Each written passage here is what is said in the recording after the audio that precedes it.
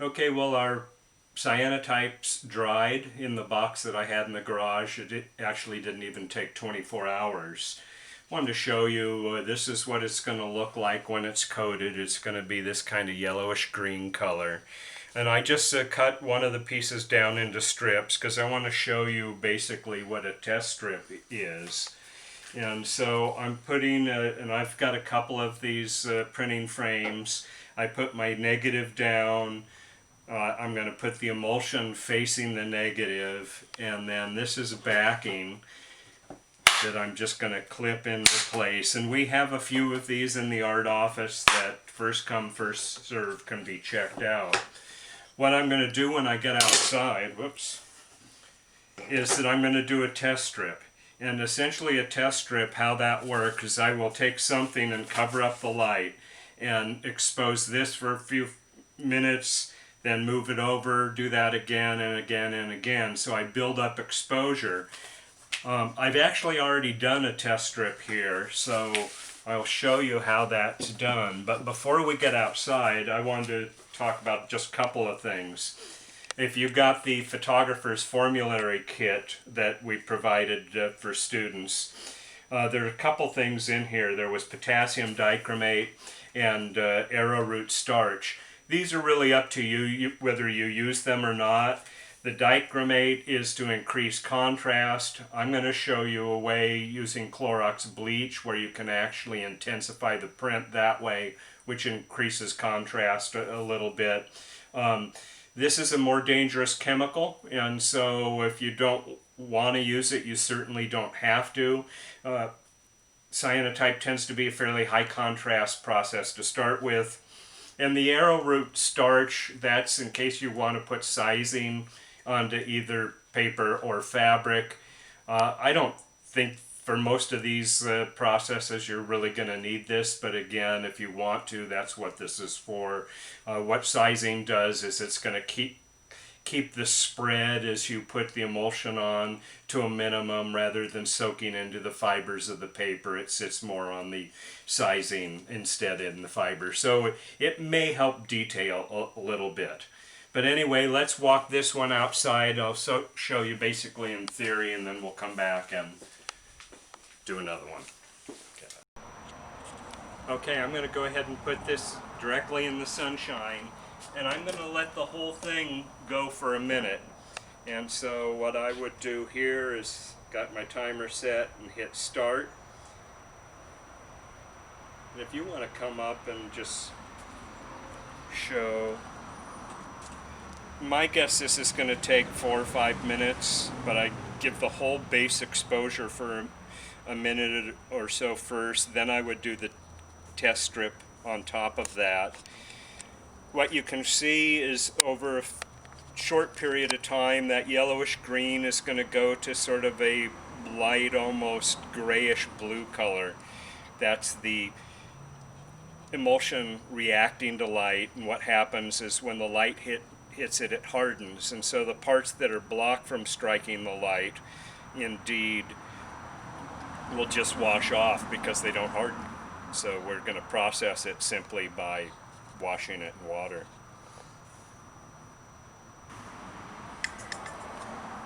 Okay, so there was 1 minute. So what I would do now is cover up the bulk of that exposure, do it for another minute, and then slide it over, do it for another minute, slide it over, do it for another minute, and so on. And so what I'm hoping for is to have somewhere between 2 minutes and 6 minutes as my exposure. The quality of light's important here. The amount of sunlight, the brighter the day, the faster your exposure is going to be. And the exposure can change a little bit as the day goes on, as the sun gets lower. So if you're trying to do these right before the sun sets, your exposures are going to be a lot longer. Also, you should know if it's a cloudy day. If the clouds come over, you could have an exposure of 3 minutes in the sunshine, and then clouds come over, and a couple minutes later your exposure can be 20 minutes. It's a huge difference. So you want to do these on a bright sunny day. But anyway, let's go back inside and I'm going to grab my other piece and let's come out and expose it and then process it. Okay, we're ready to go with a full sheet. So this is one of the pieces that we coated the other day. It looks pretty even in its coloration, a little modulation here and there. I'm going to put that against the negative, so the emulsion facing the negative, so facing out towards the glass, so facing the light. I'm going to put the frame together. One of the things you should know about the frame is it's designed so that if I lock in one side, I can peel back the other and double check my exposure. I don't always use that, but it's a handy feature. And so let's take this outside and let's let it expose. So anyway, we're going to pop this in the sun.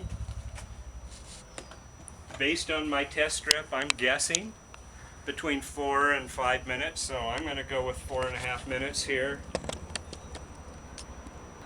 And if you just stand here and stare at the thing, you're not going to see it change, but if you look at it periodically, you'll probably see the colors changing a little bit.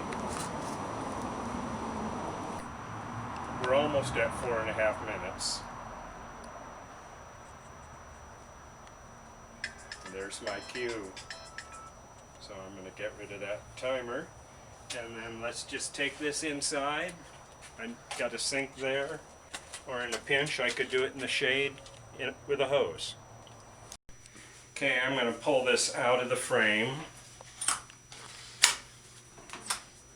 Keep a secret for me and don't tell my wife how I'm using the laundry room. That's what it looks like before it's processed.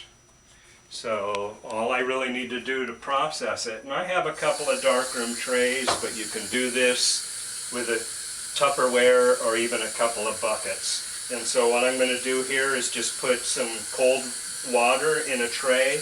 I don't want to put the hose right directly on the tray, or on the print I should say. And essentially what I wanted to do, or what I want to do, is wash the unhardened parts off. And looking at this, it might need a little longer exposure. And that's part of the learning process here, and I say that just because I'm missing some of the detail in the face, and I can probably get a little bit more of that. On the other hand, right now my background looks pretty good. So if this is 4.5 minutes, my guess is maybe my next one I do it 6 minutes. This is all based on using the same litter, if you will, of emulsion. You can see it's actually coming in a little bit more, and it will darken as it dries.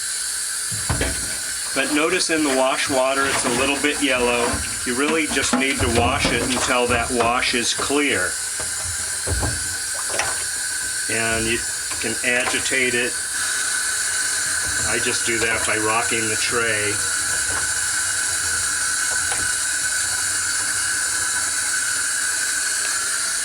And you can see the face a little bit. So again, my sense for my satisfaction, I would probably make another one and increase the exposure just a little bit from probably, as I said, 5.5 to 6 minutes, maybe even up to 7, just to see what I get.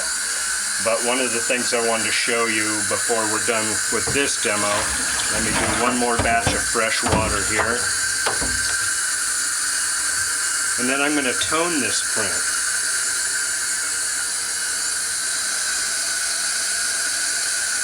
Which I can do with just a couple drops of Clorox bleach. So I got just a little bit of water in there, enough to cover it. And what the Clorox will generally do, it usually works fairly quickly, is it's going to richen the blue. It's going to deepen and darken and richen the blue a little bit. In doing so, the two chemicals you're using, potassium ferrocyanide and ferric ammonium citrate. Potassium ferrocyanide is one of those chemicals. This is an acid. When acid and cyanide mix, they create cyanide gas. So you don't want to do this and stick your face right in the tray. You want to keep some distance, and you want to have it in a place that has a little bit of ventilation. Anyway, I'm going to remove my print. Just pour a tiny bit of Clorox. That was probably just a couple ounces. And then let's pop it in, and notice that it almost tones right away. And in fact, it did it a little unevenly, but I'm going to keep it in there for just a little longer. You don't want to keep it in too long, because then the bleach actually starts to bleach away the image. But let me replace the bleach with water. Can you hopefully see that's a nice, deep, rich blue. My exposure is still a little bit off, but that process is as simple as that.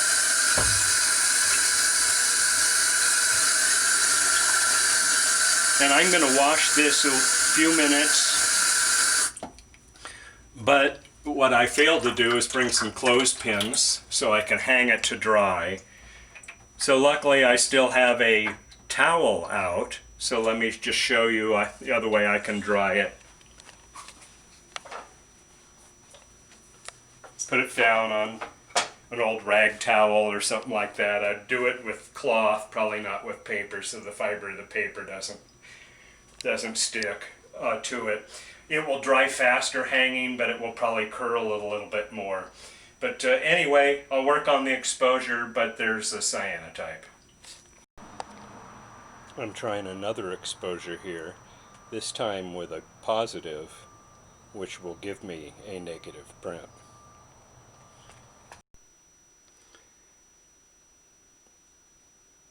I tried another one, this time a positive on film, which creates a negative print. Here it is before it's processed. Now the image processed, but not yet toned. Now the image toned and processed. This is the negative that we started with in the original positive. As you can see, when the positive, the background is actually pretty good. And this was 4.5 minute exposure, but the highlights were blown out. So I did another one where I doubled the exposure, and you can see that the detail in the face is a little bit better in this statue, but still it's pretty blown out. You can see in the negative, actually, let's do that, will help you see it better, that there's a bit more in the negative, so I should be able to pull that detail out. But one of the things I wanted to show you as these examples, and these are the finished toned prints that I did from the earlier demo. But what this tells me, if I'm getting in 4.5 minutes about the exposure I want, but I'm not getting the detail in the face and the highlights, I doubled the exposure here, but I'm really blowing out the shadow details. So I really can't do both at the same time. So frankly, what this tells me is I should go back to the negative, and on the negative go in either Lightroom or Photoshop and lighten the shadow details. Go in with the slider bar and just take shadows and open them up, make them lighter. And in doing so, we'll create a negative of less contrast that will probably serve me better in this particular situation. But while we're talking negatives and things like that, this is not a great work of art, and I don't mean to intend that it is. I just wanted to show you, and it actually is picking up part of an exposure from another, rather than making your own negative, and this is a Van Dyke print, a brown print process, but rather than making your own negative, what I did here is I just actually cut figures out of magazines and used those as negatives. There have been photographers that took pages out of magazines and simply used that as a negative, shining the light through both front and back side. So think creatively.